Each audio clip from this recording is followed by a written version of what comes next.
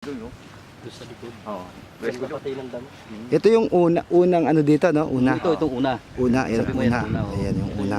Bukana ka mo. Bukana. Oo. May halaman. Ito yung right of way na papunta dun sa kubo. Di, mataas dito.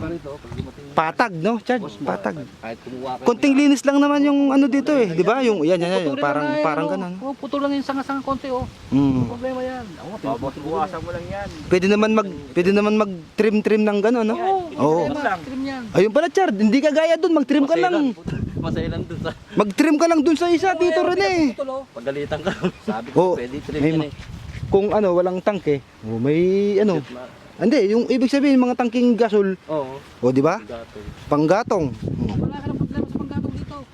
Ang daming mo. Kahit mag-ano ko pa doon sa bakery. Makapagpistahan pa.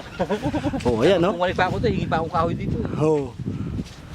Magsakay po kayo mamaya, Mang Ren eh. Wala akong kahoy doon, wala na akong makuha kahoy doon. Panay, wala naman tuyo doon. Suwa sa akin eh. Kita ni Tete, umaya, magbibigyan ko suwa. Oh.